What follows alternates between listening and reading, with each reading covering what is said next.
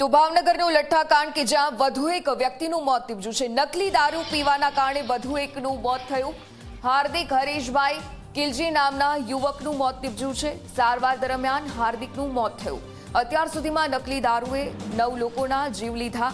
હાલ હોસ્પિટલમાં 3 દર્દીઓની હાલત હજુ પણ ગંભીર છે। તો ભાવનગરનું આ લઠ્ઠાકાંડ કે જેમાં અનેક પરિવારોની જિંદગી ગુંજાઈ ગઈ।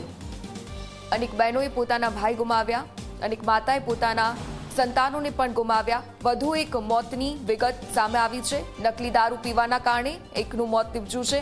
હાર્દિક હરેશભાઈ કિલજી નામના યુવાનનું મોત નીપજ્યું છે। નવનીત સંવાદદાતા ફોન લાઈન પર જોડાયા છે। વિગતે જાણકારી લઈએ તેમની પાસેથી। નવનીત, ભાવનગરનો આ લઠ્ઠાકાંડ અને આ લઠ્ઠાકાંડમાં મોતની અપડેટ પણ જે રીતે વધી રહી છે, આંકડા વધી રહ્યા છે, વધુ એક આવી ઘટના સામે આવી, શું હાલની સ્થિતિ?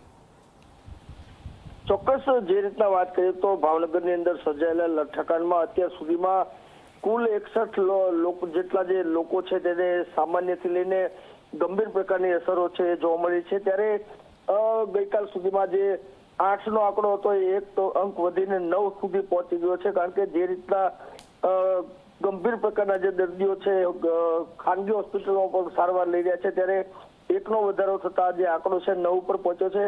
હાલની જો સ્થિતિ જોઈએ તો 14 જેટલા જે દર્દીઓ છે એની હાલત સુધારા પર હોય તેને અત્યારે રજા આપવામાં આવી છે। ખાસ કરીને કુલ ખાનગી અને સરકારી હોસ્પિટલ સહિત 17 જેટલા લોકો છે તેને ડિસ્ચાર્જ કરવામાં આવ્યા છે।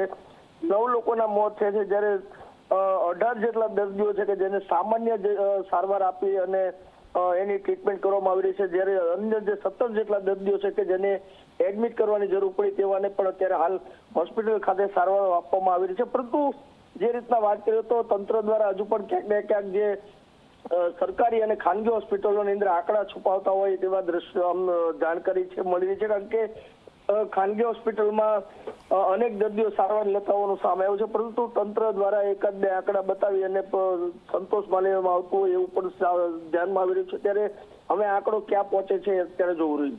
બિલકુલ, આભાર વિગતો સાથે જોડાવા બદલ।